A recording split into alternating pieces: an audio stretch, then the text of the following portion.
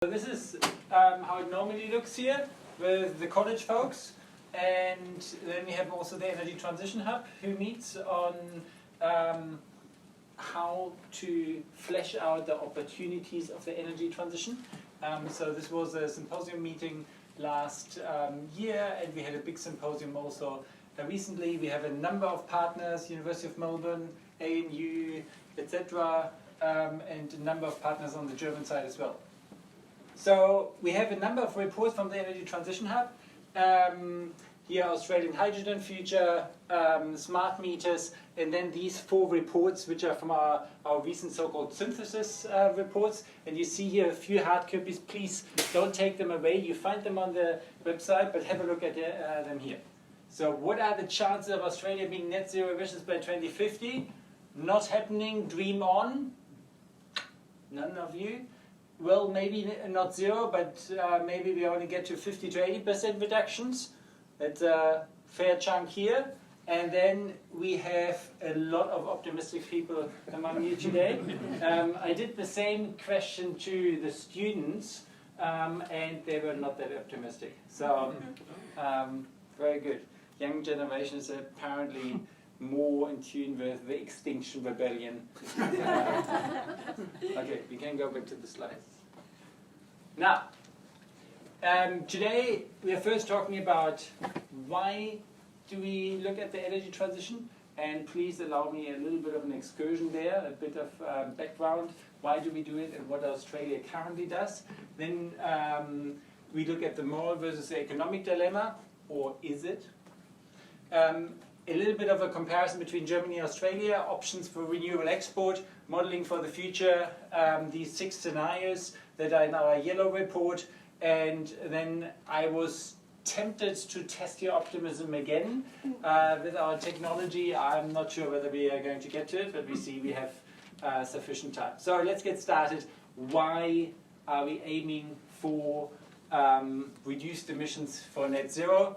Well, clearly CO2 concentrations are starting here. You see a visualization of CO2 concentrations in the atmosphere from around 300 ppm here in 1950, 1960. This is now 350 ppm around the 1980s. 400 ppm just crashed.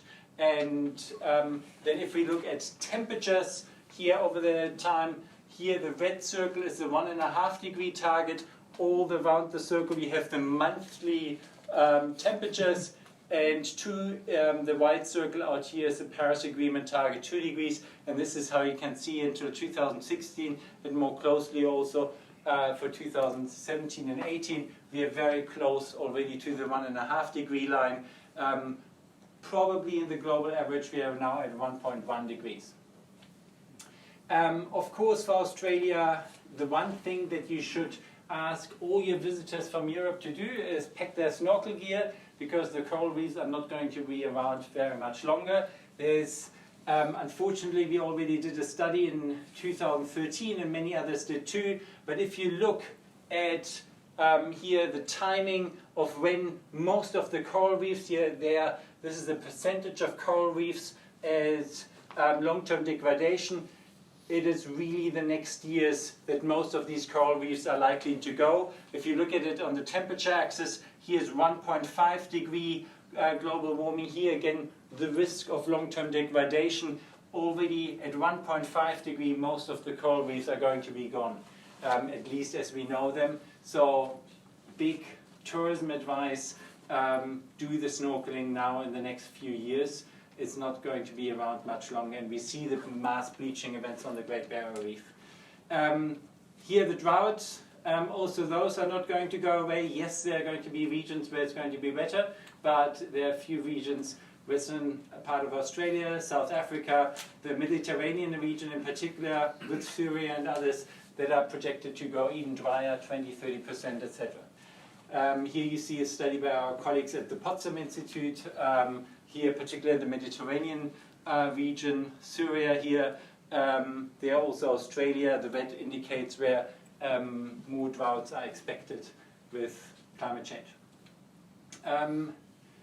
Bushfires, of course, we are known We know bushfires, and in Germany or Sweden, when they now have bushfires, even in a little pissy fire, there are going to be headlines in the newspapers.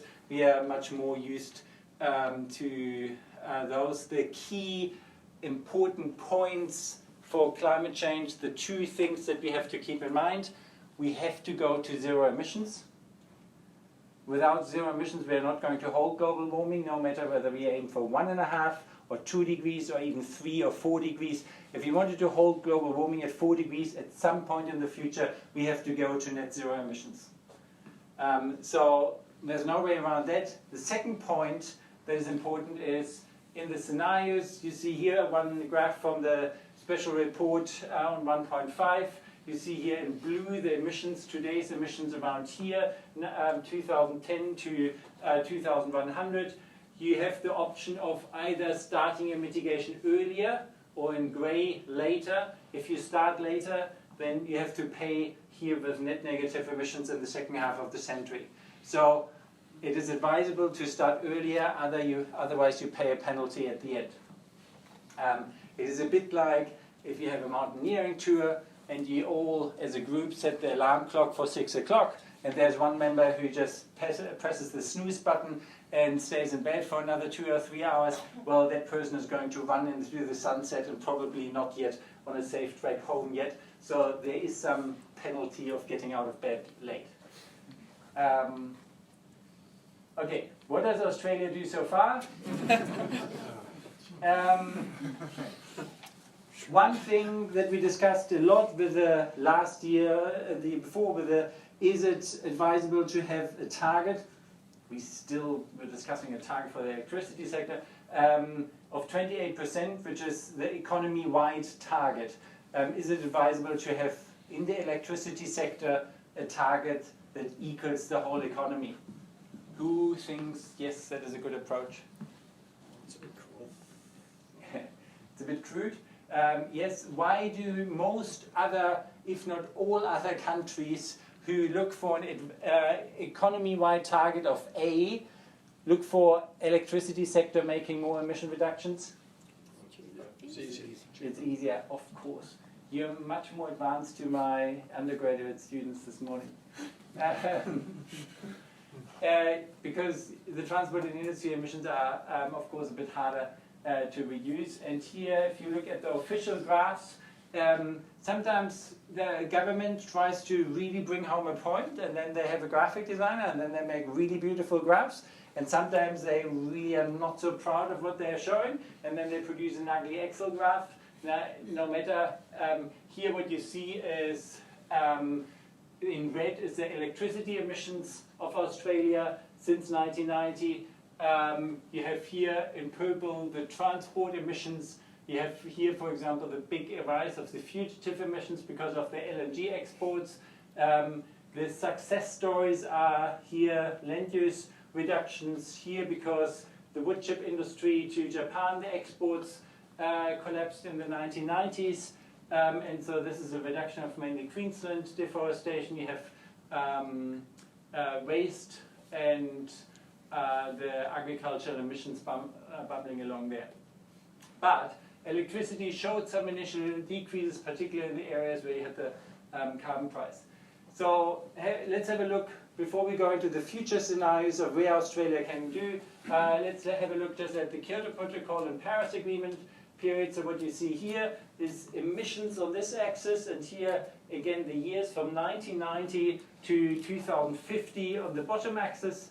The black line is the fossil and industrial emissions, and here in the green line it is the deforestation emissions. So mainly the reductions that Australia claims in the international sphere are coming from these reductions in the deforestation, as you can see, not from the fossil and industrial emissions.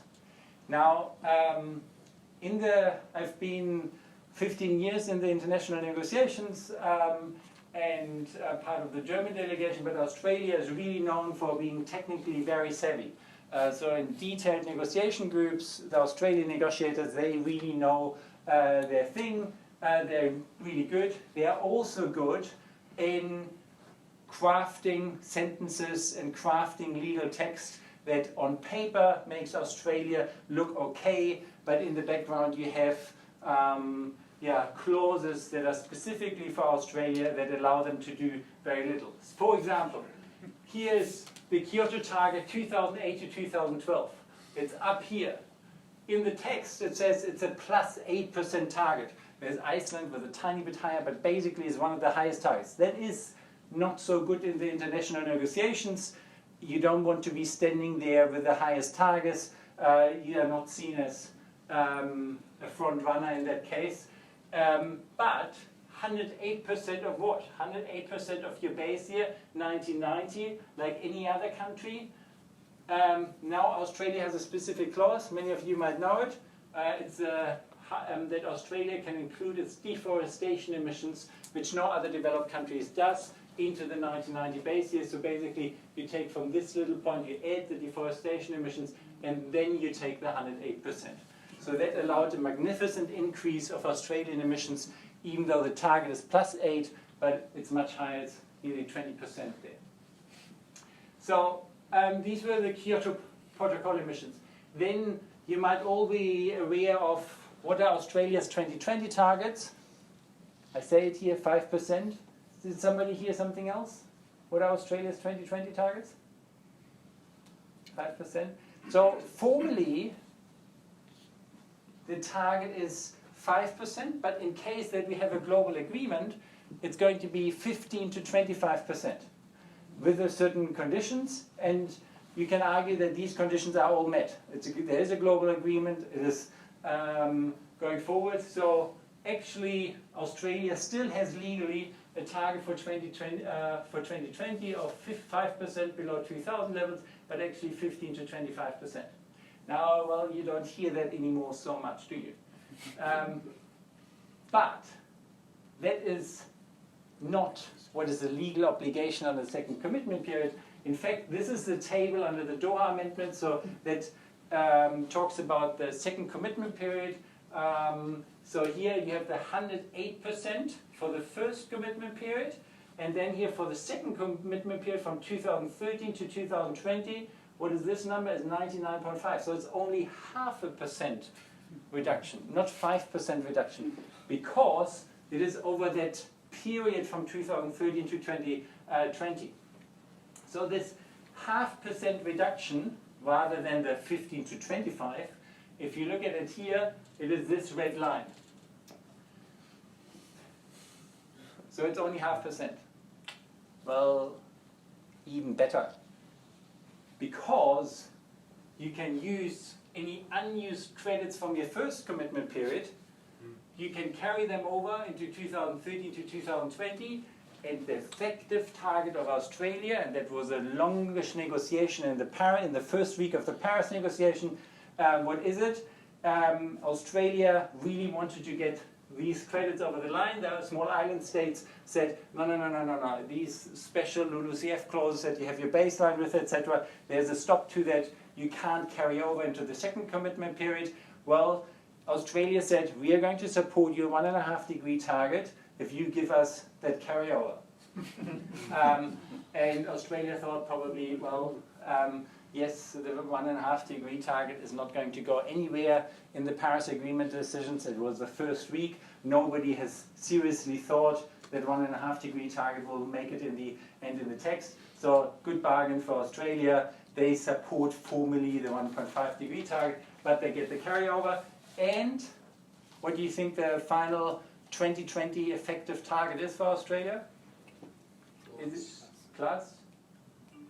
3%. 3%, we have 10, and something else? Somebody? Didn't you say it was just minus 0.5? Minus 0.5, that is a nominal target that is communicated by the environmental ministers. The legal target is minus 0.5% over that period. The effective target, if you add the carryover, the unused credits to this target here, the question is, if you start from here and go up to 2020, where can you end up in 2020 and still be in compliance, full compliance with the Kyoto Protocol? We have 3% one offer, we have 10% for the first, 7.5. 7.5, second, and third. Here goes the price. It's going to be 11%. Whoa. So, now let's look at the 2030 targets, 26 to 28%. And this is the target that Australia put on the table because US had a 26 to 28% target for 2025. And so they thought, okay, we just extend the date a little bit longer, 2030, and nobody notices actually the difference, whether it's 2025, maybe 2030 sounds even more ambitious because it's more long term. So this is mainly what we get away with, so 26 to 28%. I was preparing those slides about what it actually means, and we were preparing a lot of fact sheets about the comparison. Nobody would have thought what happened in the meantime now. How does Australia, you all read it probably in the press in the recent weeks, how does Australia get away with not meeting even the 26 to 28%? Kyoto. Yeah, exactly. These Kyoto credits that were here left over, and then in the second commitment period again left over, carrying them over into the Paris Agreement. What is, if you are a developing country, a bit dodgy with Australia carrying over from the Kyoto Protocol periods, the credits? You're counting it twice, is it? You're counting them twice? Not necessarily. Well, you have inflated targets here, but you actually didn't use them because your emissions were below the targets because your targets were so high. So you're not necessarily counting them twice. They are unused. Well, there's one point under the Kyoto Protocol, it's strictly forbidden to use the carryover credits more than for the next commitment period. So in the Kyoto Protocol architecture, you couldn't carry them forward again beyond 2020, those from that first period. Australia wants to do anyway. But there's another point as a developing country where you could be pretty pissed off. It's a bit like you do the around the bay bike race, and you struggle and you struggle and you are on your bike, and then there's Australia coming, woo, and just waving and saying, sorry, from the last race we had a bit of battery left, a little bit of charge left in our electric bike. Thank you very much and bye-bye.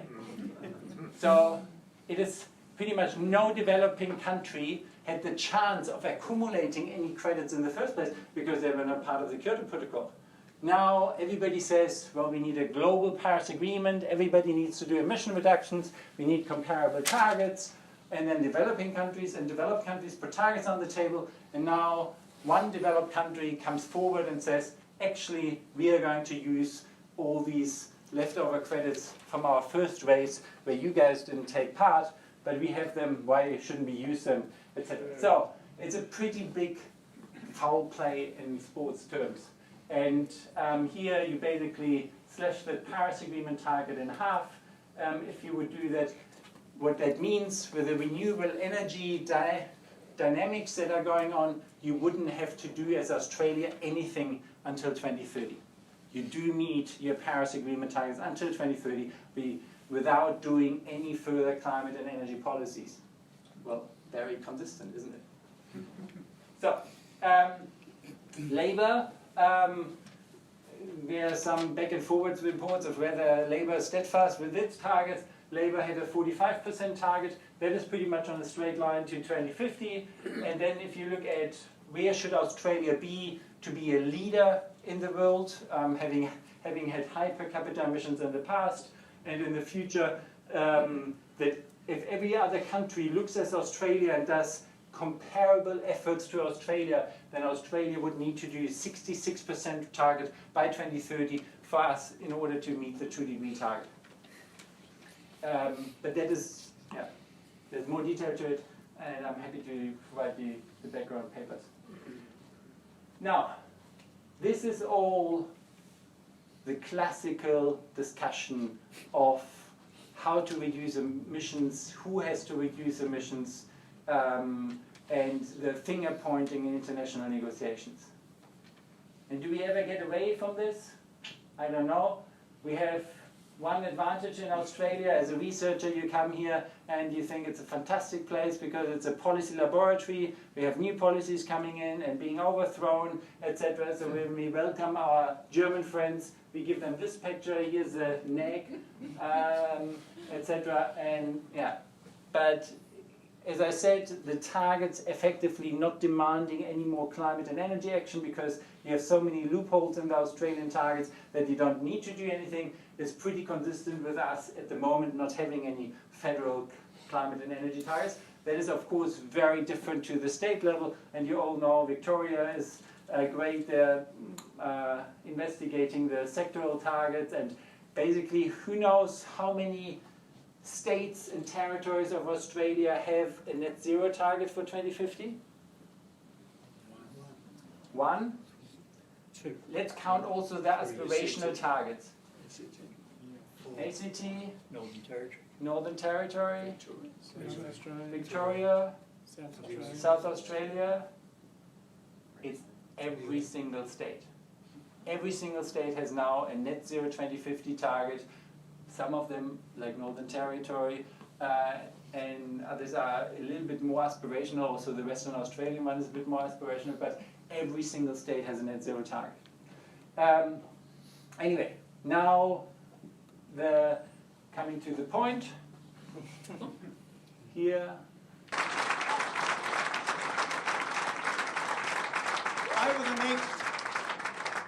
Over the next few days and weeks, I suspect there will be a great deal of analysis of the part that climate change did or did not play in the Warringah outcome. And let me just say this as my first word, if not necessarily my last word on this subject. Where climate change is a moral issue, we Liberals do it tough. But where climate change is an economic issue, as the result tonight shows, we do very, very well.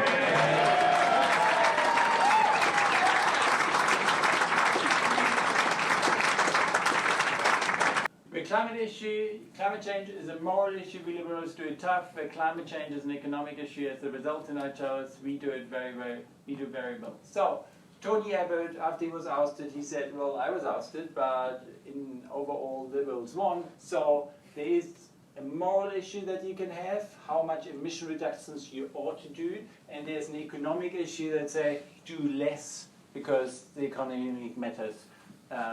Stupid. So that is the basic disparity, and that is very different from when we look, for example, at Boris Johnson in the UK. The Tories are trying to outcompete the Greens and Labour in terms of who has the more ambitious climate policies. Yes, they matter on their approaches, and the Tories are loving big projects and some others looking more for decentralized projects. But also in Germany, it's not a partisan issue whether you do the reductions, and that has partly to do with it's not seen as an economic issue going in the direction of doing less mitigation. In fact, in Germany, it's seen as a technology and innovation motor, as a German technology exporter in the world. That is where the future is going, so we want to tool the world's energy transition. Here in Australia, it is seen as this bipolar thing. So now the tradition is we dig our wealth out of the ground, we do mining, we ship that overseas, and overseas there's some processing of our iron ore or coal burning going on. Now, suppose, and you all know this idea, we do mining here of iron ore, of lithium, of rare earth, maybe not of coal. We have, as you all well know, the sun and the wind that is going to be the cheapest in the world. We have much better sunshine.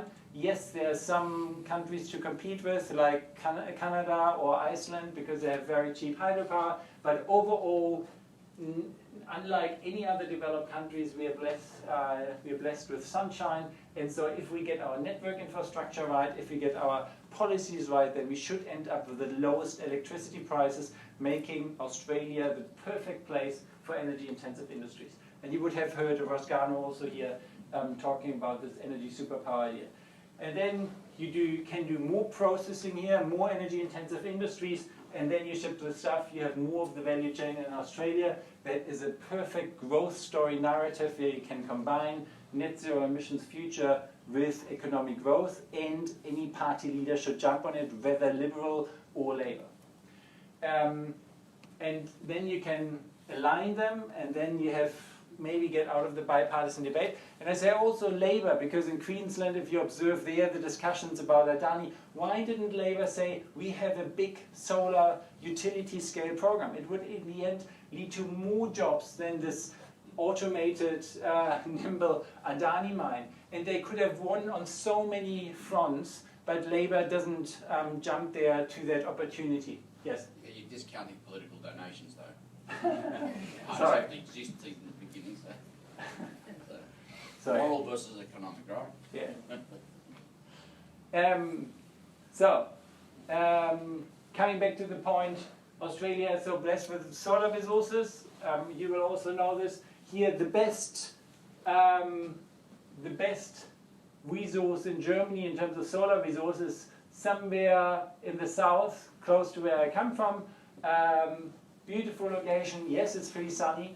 It's about as sunny as the unsunniest place in Australia. It's either here down at the Great Ocean Road or in Tasmania. So, Australia has everywhere better sunshine than Germany, even at its best locations. And Australia has a pretty good pole position here for the Asian market. If there's one region in the world where the energy demand is still growing rapidly, then this is the Southeast Asian region, and Australia is predestined to supply here both energy-intensive goods and energy in terms of renewable. Now, the idea behind that energy superpower is you address the challenges of your markets, you increase the renewable energy supply, you then have a competitive advantage because the more renewable energy supply you have, the more flexibility you have, etc., economies of scale. You create the export opportunities, therefore, because lower electricity prices allow you to produce the stuff cheaper, so you have a pole position in the world market. You have these export opportunities, and thereby you increase the demand again. Again, you have then more renewables to put into your place, and there's pretty big potential in Australia to ramp up the renewable energy supply quite a bit. The basic energy superpower idea, again, Roscano and others are talking about this for a long time. You have the sun, you're blessed with all the minerals and the water and the mining capability. You add some value chains here in Australia that is maybe a bit more difficult because there's not a strong manufacturing sector, etc. But then you have a range of exports, and these exports can easily match today's billions of values of LNG and coal exports if you ramp them up sufficiently until 2050. That would be embracing change, Australia's energy superpower in a zero emissions world, but it would at the same time, that vision, link very well with the Australian we dig up stuff, and this is our wealth. So you just keep digging, but you do it with iron ore and alumina and rare earth, etc. So, small excursions. Let's look at some similarities between Germany and Australia. In Germany, you basically have an energy transmission network. In Australia, you basically have a single line. The single line is called the NEM. Yes, here you see the NEM. Yes, it has some diversions, but pretty much in comparison to the German electricity grid that is embedded in a much larger European grid, it's a pretty slim exercise. And that is the difference, but there are lots of similarities. Germany decided on the coal phase out 2038. Many people think it's going to happen much faster. Here there was a study by our colleagues Frank Giotzo at ANU looking at the Australian coal power plants fleet. If you assume 50 years across the board, then yes, we are going for longer. But if you assume now lifetimes of only up to 30 years, then by 2038, it could be that also the last Australian coal power plant closes. But yes, that comes, of course, I should mention here, with huge also just transition issues for the Hunter Valley and the Latrobe Valley, etc. So that needs to be addressed. But there's a similarity here between Australia and Germany. Another similarity now, Australia is catching up to the renewable energy investment of Germany. In fact, you see here, this red line is the per capita renewable energy investment in Germany, slightly going down, partly because renewables become so much cheaper, so in capacity terms it's still going up. Here in Australia you see a boom of renewable energy, and now, despite having no policies, you saw in 17 and 18, you saw a pretty big ramp up of renewable energy investments per capita. So, yeah. Then there's another similarity between Germany and Australia. Can you guess what that is? Is a car. A car. Very good. What kind of similarity could that mean? Electric vehicle? Yes, both Germany and Australia suck in terms of electric vehicles. And what is this number? Electric cars in Norway? Yes. So from the new sales in Norway, 58.4% were electric in March this year. So there, with a few policy levers, you can do dramatic changes. And yes, Norway puts a lot of policy levers together. And yeah, a few in the college here also look at this more. We have here also a research paper on this by our ANU colleagues. And if you look at the electrical vehicles here, China is the big player, and then there's a bit of US, and then there's Norway and everybody else. Germany a bit, Australia pretty much non-existent. Now, just a few slides on the context. Yes, coal is reducing everywhere except for Asia Pacific, but that could quickly change. If you look at the final investment decisions here in black on new coal power plants, and you look at the retirements here, the retirement decisions, now for the first time last year, the final investment decisions for new coal generation is lower than the retirement decisions. That, of course, will take still a few years until it plays out in the coal power fleet, but with that tipping point, if that is maintained, then we see the final demise of coal generation peak capacity. We did also a study on the Southeast Asian background and how much of these countries depend on imports for the energy. For example, Singapore, you see here with the dark green bar, pretty much all of its primary energy needs need to be imported. Here, Southeast Asia as a total has a really sizable chunk. Japan is, and South Korea are some of the countries that are relying on foreign energy imports. So is Germany if they want to go to net zero emissions by 2050.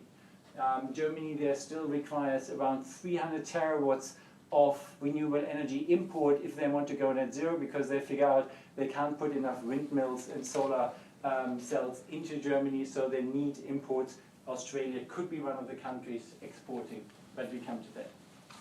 So, how could Australia export renewables? You all know this. Either high voltage direct current lines, and here we have Chang with us. He's our expert on the high voltage direct current modeling with Indonesia and other countries. It could be also liquid organic hydrogen carriers or liquefied hydrogen that comes with a huge energy cost. Also, it could be energy intensive products. So here's one graph from Chang and his model, the connections, the HVDC connections that he modeled to Indonesia, and that of course could then continue further. Here you hear the press talk about the Singapore connection, and that could also go into Asia and China. High voltage direct current lines, technically feasible. Geopolitically, there are of course big question marks. As Indonesia, do you want to be dependent on a single cable that has only a single supplier? Yeah, maybe not.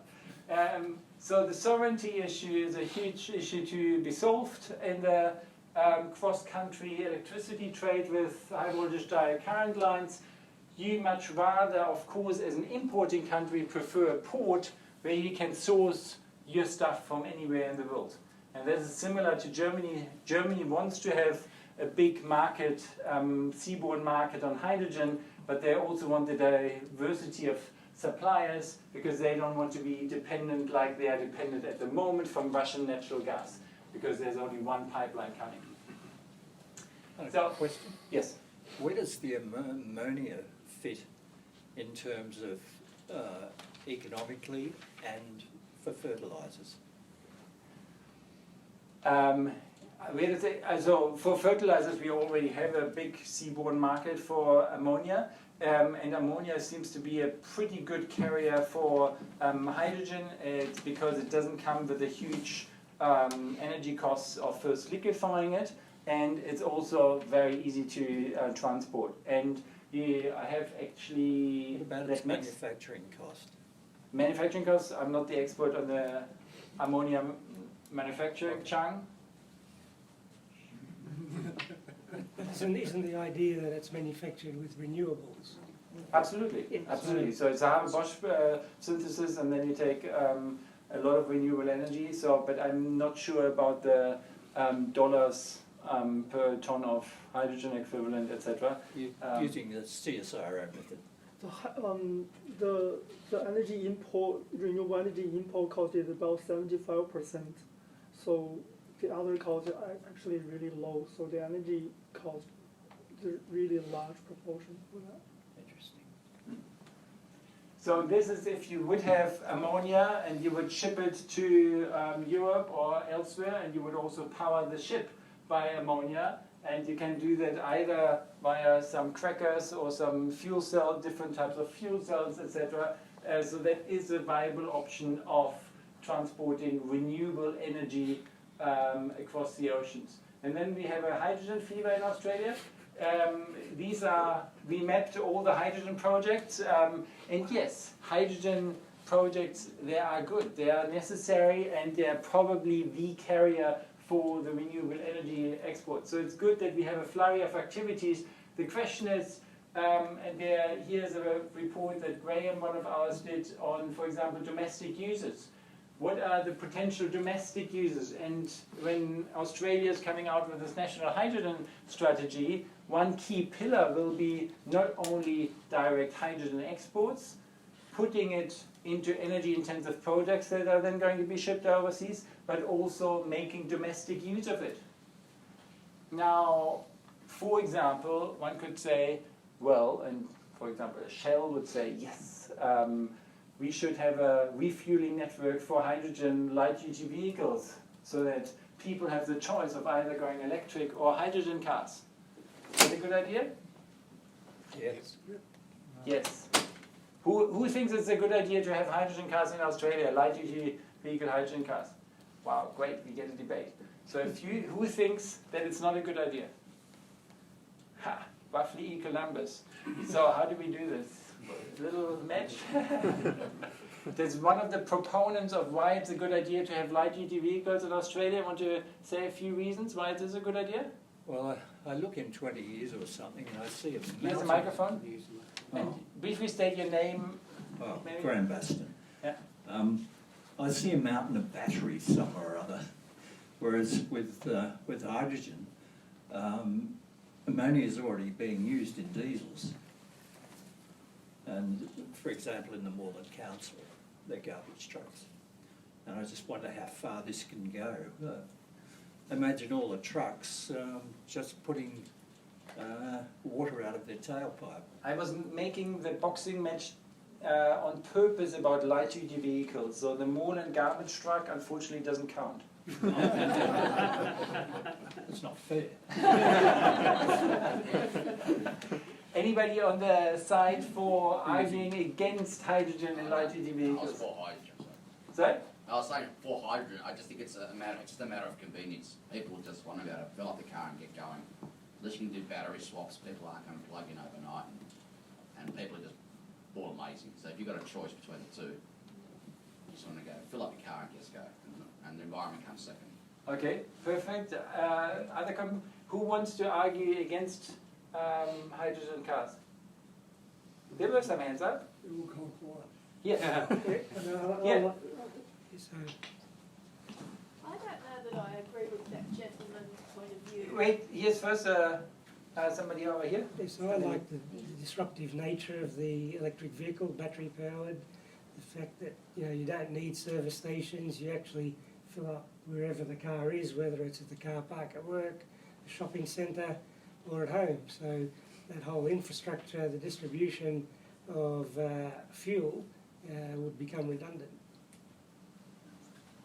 I don't know that I agree with the previous gentleman about people can't be bothered with the, they would prefer to go and just fuel up, which is what our current practice is.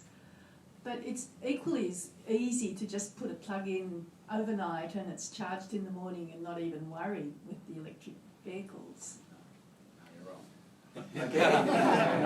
Okay. We allow a quick defence here. Okay, so first of all, whenever you're confused, you follow the money trail. So big oil companies, that's the money, all right? So they'll do what they want to do. Secondly, not everyone has a garage to plug into. People, people won't even have cars or won't have, live in places where they live, park on the street. And you can go to Westfield and have 17,000 charging stations or 7,000 charging plugs. The infrastructure cost on that is massively higher than service stations. Okay. Isn't it beautiful? Normally in this room we always are seemingly of one opinion. Now we have a debate here going on. There were two more. Electricity is an interesting fuel that it can be sourced from multiple things, so it's a common fuel. Hydrogen. No, electricity. Electricity is an interesting fuel, yes. There were two more urgent requests. I was just going to say, isn't it all about round-trip efficiency in terms of charging the battery? Isn't that more efficient? A battery, an electric vehicle is much more efficient than a hydrogen, yes. So there's additional cost coming to the hydrogen, but there are, if you want to go to the petrol station, your fill-up station, and buy also the magazine at the same time and do it all in 3 minutes, then you go with the hydrogen refueling infrastructure or the superchargers. I guess there's quite a number of technical issues in the counter-argument for against hydrogen. Hydrogen is a very small molecule, so it's very hard to store it. It requires very heavy storage cylinders, very thick wall to stop the hydrogen actually escaping through the wall of the vessel. When it burns, it can burn with an invisible flame, and it can also self-ignite on a leak. So under high pressure, which it has to be, it'll self-ignite, burn with an invisible flame, you walk past the cylinder and it'll cut your leg off. I don't think the arguments in favour of the other options make it worth contemplating. Really, the safety issues are mammoth. Consider all of that in a car accident type situation. It's hugely dangerous. Yes. Wait.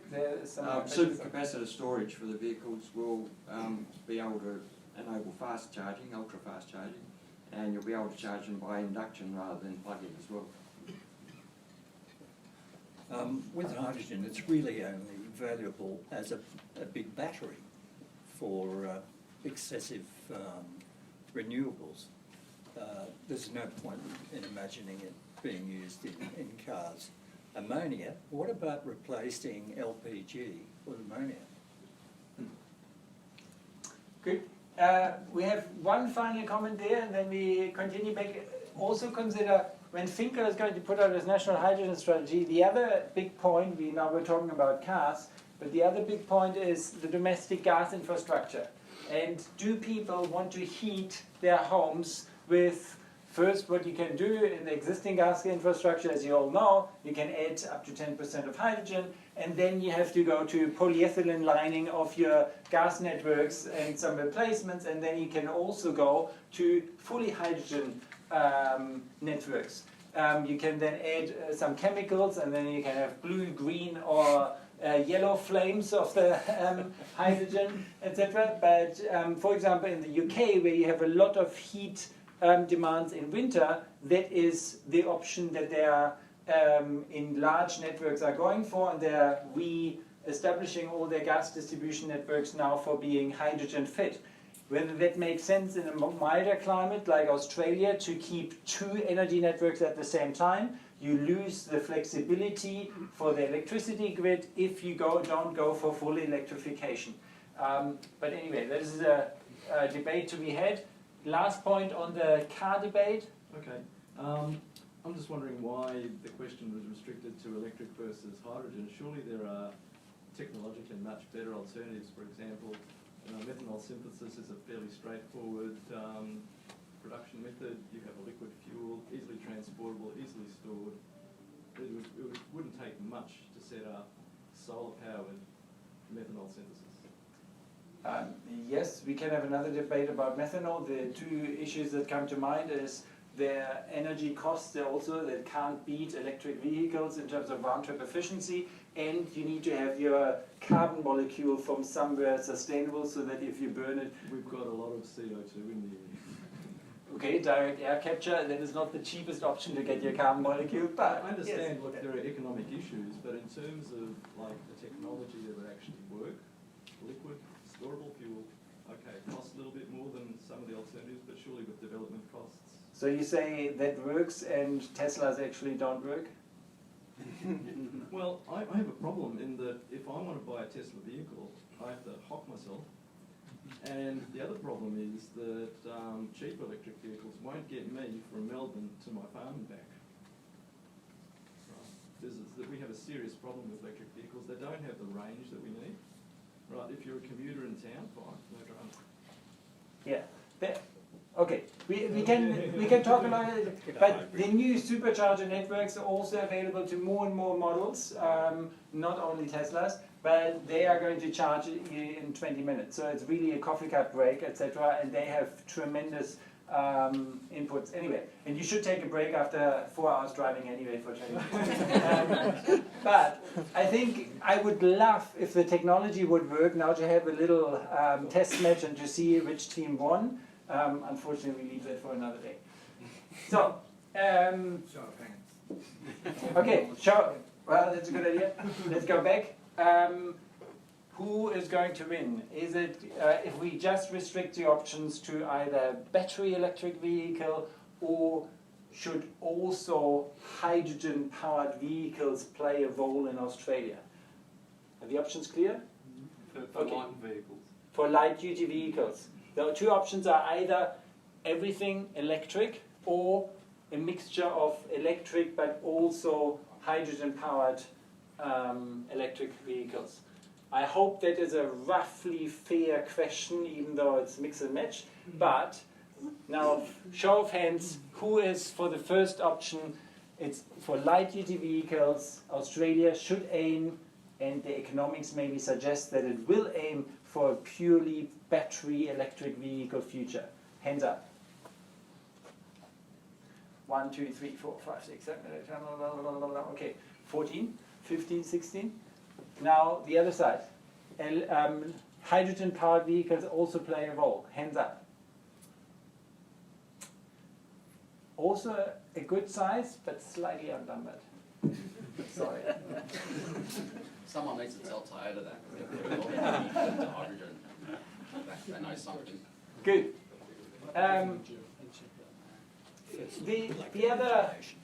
The other things that we of course should think about in the hydrogen fever is does it prolong existing gas and fossil fuel infrastructure? Does it? What are the atmospheric chemistry effects if you continue to burn stuff? And also with ammonia, you do need to care about the NOx. The cost of maintaining two energy networks, the lower round-trip efficiency we mentioned, and the lack of battery, so you lose the flexible demand options in your electricity grid, so you might not have all the low cost options then available in your electricity system. Anyway, going on, we currently ship a lot of iron ore. Would it be wise in the future to ship iron ore and also to ship hydrogen for then in a smelter or in first in an iron ore refinery process overseas for these two things to come together in a hydrogen refining iron ore process? Wouldn't it be better to try to attract some of that value chain here to Australia and do the hydrogen refining of steel, iron ore here. Yes, we had German steel magnates, Salzgitter, etc. here. They thought, nah, that's not a good idea. So, because they of course want to keep the value chain in Germany, argument is that for modern steel you need a lot of technical knowledge, because steel is not like steel. For all sorts of different applications you need very different things, and there the manufacturing knowledge is just not here in Australia. You would never be able to pull that off. Could you go 95% of the way then? Yes, the argument there is that in that integrated refining and smeltering process, you want to use the waste heat from the one to the other, etc. You would end up with lower efficiencies of all. Again, an argument from a German steel company that might be slightly biased. I'm sure you would find users and efficient processes to do it, and then to ship raw steel rather than the iron ore. But that is certainly something, maybe to some extent at least, we shouldn't ship the hydrogen nor the iron ore. We should just ship the steel or the alumina or the energy intensive products. So that is the third round. So we have the more processing here, and then we have the shipping. Now, coming to the scenarios that we modeled, and there again, all the credit goes to the modeler team. Chang is here among us, and there's also Dylan McConnell, there's Falko Ueckerdt from the Potsdam Institute, there's Hans Christian from the German Aerospace Center, who drives one of the best European models, the REMIX model, and we have the REMIND model, which is a whole system energy global integrated assessment model. So we were a modeling team of a few modelers. And here again the names. Murail is the model from Chang and Roger Dargeville, who is at University of Monash. OpenSem is a model where Dylan here from us worked together with IT Power and others, and Ian McGill from UNSW. OpenSem.org.au also gives you an interface. Everybody can use it as an open source model.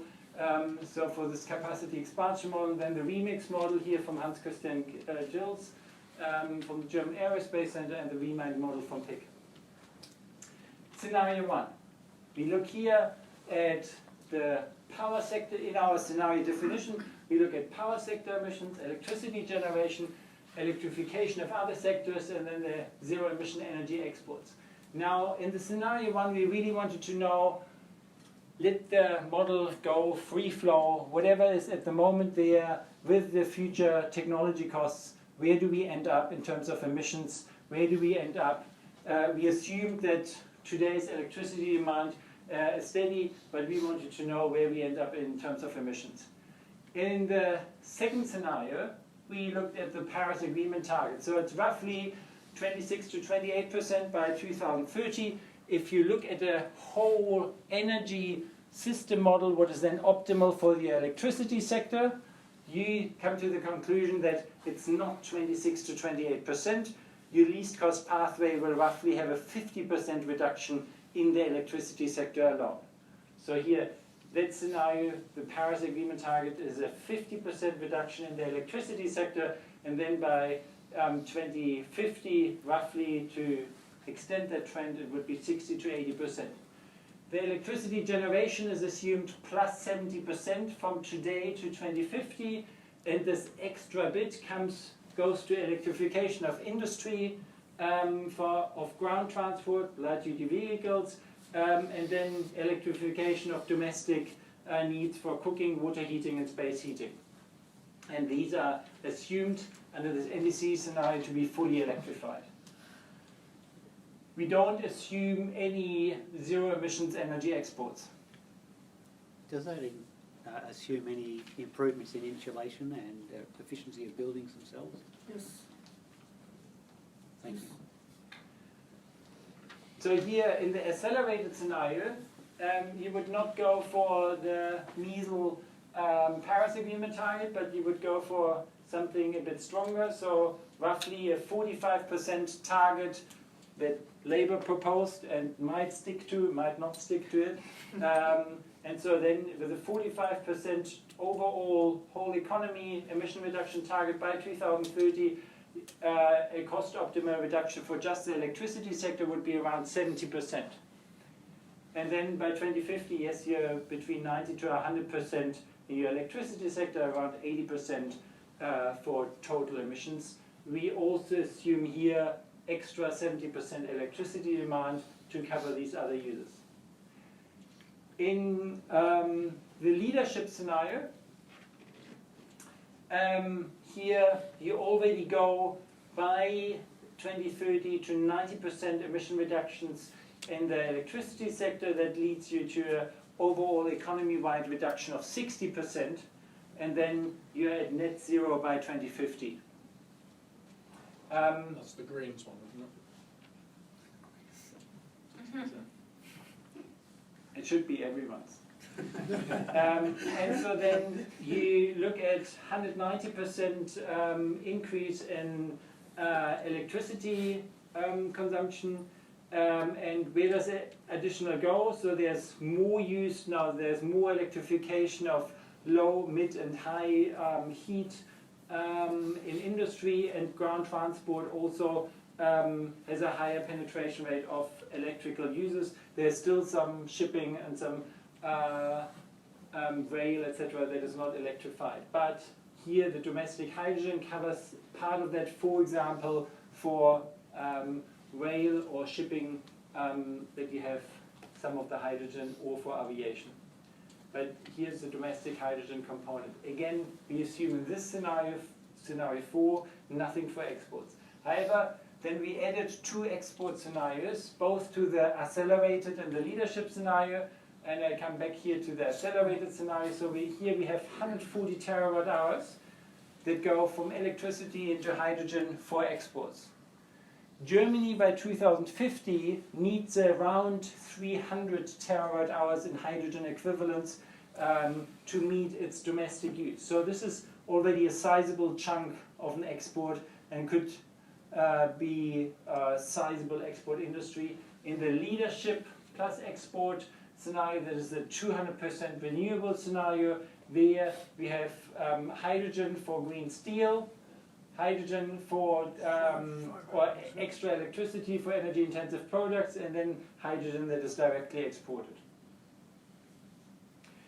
Why 200% renewable? Well, because we double first the domestic electricity use, and then we double that domestic electricity use again to have that extra electricity to produce hydrogen or energy intensive goods for exports. And so now we wanted to know, with these 4 models, some of them doing different stuff, what are going to be the costs, where are going to be the renewables placed, where are going to be the electrolyzers placed, what is the optimal thing, and, whoa, what's happening here? First, a bit more on the assumptions. Our assumptions were basically made to be in line with the ACLL scenario, so that they have a medium and a high export scenario. So this is not something that we dreamt up. We just extended it a little bit, but they are basically they're in line. In terms of the domestic electricity use, yes, in the leadership scenario, having a quadrupling of the domestic electricity system does come with your transmission and network challenges, and if we don't get them right, then we are not going to have the lower electricity prices in 2050. So the past gold plating approach doesn't lead us to the energy superpower vision, but if we get the network and transmission right and the system planning right now, where the stuff should be placed, then we have a chance to unfold that energy superpower. Yes? So what do you think of... Briefly, I don't know you, so briefly introduce you with your name and affiliation. Adrian Ford, Energy Transition Zone. So what do you think of Darren Miller's suggestion that we do 700% renewables? I have nothing against it. Do you think it's feasible, or do you think he's dreaming? Chang also modeled higher scenarios, so it is certainly feasible. There is there's not we had a very big faux pas in our symposium because a German representative there is saying, hey, Australia is pretty much an empty country. You can put lots of stuff in there. Empty country, as a European, as a German, you don't really know that you jump there into a not so good area. But there's lots of place where you can, with the appropriate safeguards, to install lots of renewable energy capacity. So yes, in Australia there's no barrier towards going even higher. We see later a graph where Chang modeled the additional system benefits of going even higher than 400%, and you see that yes, at some point it tapers off. But Glenn Drover, a question 400%. Just wait for the microphone. So. Glenn Drover, Australian Institute of Energy. For 400%, what's the solar and wind mix? We wanted to find that out from the models. We didn't specify that in advance, and that is going to be one of the next slides. In fact, this slide. Thank you very much. So today we have our 6 scenarios. 1, 2, 3, and then 3 plus the export, 4 and 4 plus the export. So this is our electricity mix today. Brown coal, black coal, the green is wind, and here the few pixels of yellow is solar, and a bit of hydrogen. Sorry, not hydrogen, hydro, water. So then in 2030, under that first scenario, and I'm sorry for the screen resolution, but I'm happy to make the slides available so you can have a more detailed look afterwards. So here for the first scenario is status quo, where we don't have just constant electricity demand, future technology costs, how is the market developing. The black coal, here these are 2 models. That is, here you see the Muriel model and the OpenSem model. They say similar stuff. OpenSem is reducing the black coal even more dramatically, but the wind and solar shares are growing. If you just look at that first scenario, just due to pure economics, by 2040, black coal and brown coal are already pretty diminished, and here by 2050, they're almost out of the picture. And that is not pushing them out, this is simply the economic drive. And there you have roughly, from the solar and wind combined, roughly 2/3 is solar, roughly 1/3, a bit more, is maybe wind. We have a third model for 2050 then later. What you see there, that remix model, which is a greenfield model, so it starts with a greenfield, it tries to build you the optimal generation mix in 2050 without knowing any history. That would get you much more solar even and much less wind, because solar is projected to be even cheaper in 2050. These models that also generate the transition, they have a higher wind share because wind is cheaper in the transition. So this is just, the one is just the status quo model. Now if you look at the leadership, the 4 plus model, leadership plus export, this is the 200% model. By 2030 we would have a sizable wind share, solar share here in 2040, and then in the 4 plus scenario it's the 410% of electricity demand, yeah, they're coming mainly from solar and a third of wind. Is that concentrated solar, that bit on the far right? We don't have concentrated solar part of here, but I hand over to Chang. There's a tiny bit. The OpenSem model has some CSP in their model, but Muriel doesn't have that, because different modeling setup. Yeah, because of the different modeling setup. Because for Muriel, we look at the whole Australia. For OpenSem, only look at the locations close to the net, which means all the locations the model look like is really constrained. So it ends up build some CSP because of the location constraints. Okay, so again, for all us non-electricity modelers, Here the right bar is always the model that is a bit more restricted in terms of where it chooses to build new renewables. And here Chang's model, which is the left bar, is more open and builds also longer transmission lines, and therefore it doesn't see CSP as having a competitive advantage. So, take our point from here. In 2030, in the electricity sector, even without additional climate and energy policy, you get 40 to 48% reductions just in the electricity sector. That is close to meeting the cross-sectoral NDC target, or the cost optimal point for it. You still have to do something in the other sectors. And of course, that is not saying that we don't have to do anything to achieve the true Paris goals of 26 to 28%, because there are lots of institutional barriers still there. However, for the effective Paris goals with all the surplus that the government intends to do, yes, we don't have to do anything, as we looked at earlier. So, and by the way, that the status quo is anyway going to a future that people like Angus Taylor, who are in love with coal, might not like so much. This is not news. Even though it comes out of our models, it comes out also of the models that are in Australia's National Outlook. If you look here at the green and gold scenario, how the black coal and the brown coal diminishes over time, 2040, yes, in the green scenario, it reduces a bit quicker. If you look at the other scenario, which is the slow decline scenario, also by 2050, there's not much left purely for economic reasons. So that is very much in line with all the CSIRO modeling there, who do a fantastic job on that. So here the wind is the bright blue, and the large-scale PV is the bright green, and then you have the rooftop solar, and you have here the solar thermal, the CSB. You have a more sizable chunk in their models. And there's hydropower.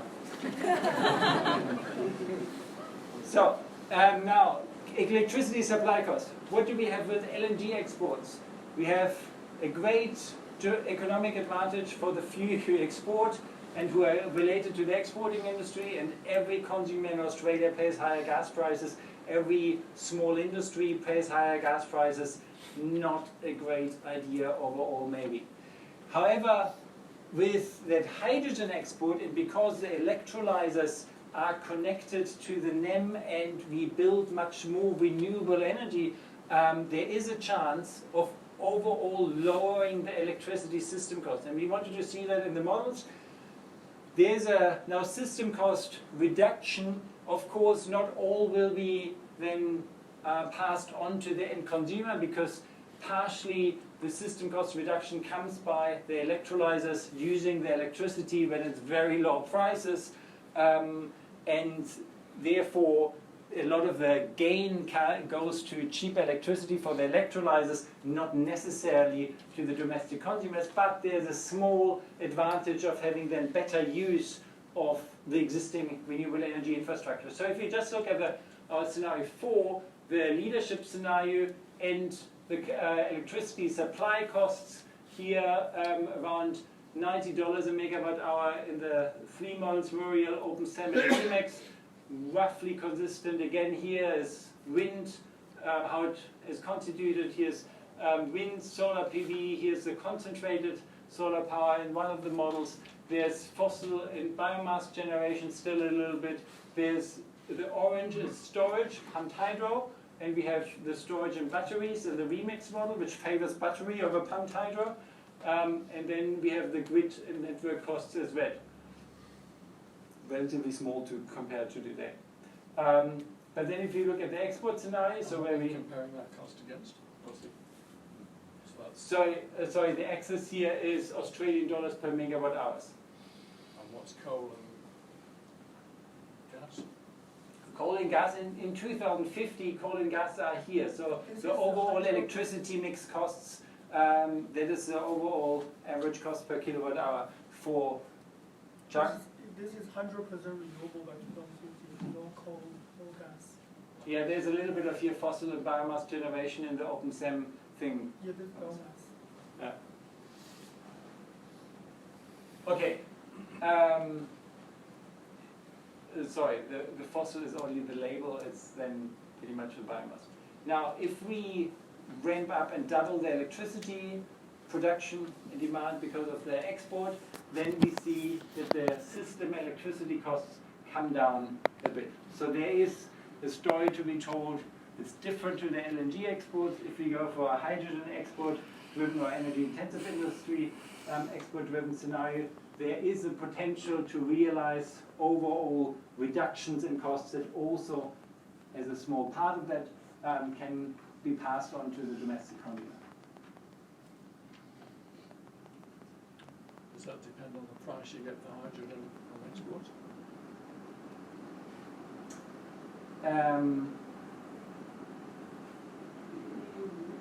Yes, it will depend, but Australia is going to be a giant in the seaborne market for hydrogen, so it pretty much sets the price. And if other countries want to buy green hydrogen, then it seems like the brown coal experiments to hydrogen are at the moment not having an economical advantage of producing it particularly cheap. So you could argue that the renewable hydrogen from Australia could be the cheapest in the world. So therefore, Australia should be pretty much the Saudi Arabia in the hydrogen market in the future. Just a quick one, do you know what the average dollars per megawatt hour is right now? What is the average? 100. 100? Yes. That's today. It's today. Yeah, and you just said something about Saudi Arabia. They got plenty of sun, plenty of wind. Just introduce yourself. Just mention Saudi Arabia and the Middle East. They have plenty of sun and plenty of wind. Are they making moves in this direction? Saudi Arabia doesn't have so much wind, but yes, it does have a bit of sun. In terms of, are they transitioning from oil to hydrogen? Is the question really? Well, you do have a lot of diversification projects going on in the Middle East. That if you fly through there, you have all these Masdar city projects, and a lot in the United Arab Emirates. They do some more well-intended projects in that direction. I think they struggle with 99% of their economy currently being fueled in one way. The diversification project is probably an even harder one than for Australia. Whether Saudi Arabian solar PV and hydrogen production could be out-competing Australia, probably towards the European market, yes, but you would have the whole Northern Africa there. It's not particularly related to Saudi Arabia. I was going to ask you if the model includes all the costs of upgrading all the transmission lines and putting in new solar power and whatever else is required. Yes, we all have transmission modeling as well. All the models. Yeah, okay, thanks. If you don't go for the gold plating approach, so you make wise decisions about your network expansion. Okay. That is the graph that I mentioned before. Maybe, Chang, you want to say something? If you have the electricity supply for hydrogen production, here we have the 200% renewable scenario around the 400 mark.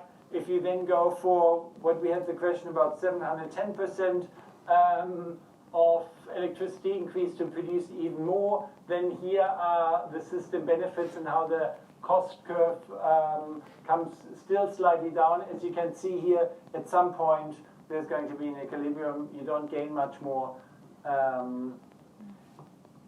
Now, the other question, of course, that we wanted to ask in the models, where all these renewable energy generation capacity is going to be located. I don't have the detailed slides, but you find more information in the forthcoming papers and also in the online brochure. But just to show you here again, where's the solar resource and where's the wind resource, here particularly with the yellow areas being a bit better than the blue areas, but along the coast for the wind, that is a prime location, whereas here it's pretty much the Pilbara is pretty good with the export infrastructure, of course, there. But the crucial question is, do you go for that area here for your renewable energy generation, which is pretty much unconnected from the current grid, or do you go for that area here in your new renewable energy connection where you have slightly less good solar resource, but you have the advantage of being connected to a grid? And so here's an example of the 2050 remix model, and there our leadership scenario and the leadership plus export scenario. What you see here is solar PV in that particular model making a huge chunk of the production. You have here wind. This is the weeks from January, also over the year, from January to December. And you see here that in the winter you have a little bit more wind, but overall then in that scenario it is pretty leveled out with the solar resource.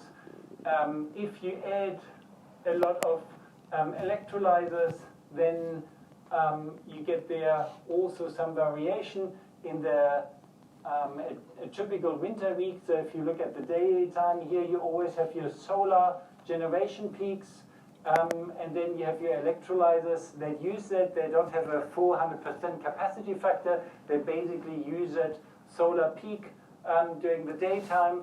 Your storage, which is here the battery charging over the daytime peak, which is then discharged and provided to the electricity users overnight. So here the purple, that storage need in an export scenario is not increasing. You see here that these lines don't go effectively deeper, so you don't need additional firming or storage because you have the flexible electrolyzer demand that can soak up the hydrogen project in Western Australia, and then Australia can provide the embodied renewable energy in green steel and alumina, potentially high voltage direct current, and renewable fuels, hydrogen, ammonia, liquid hydrogen carriers, etc.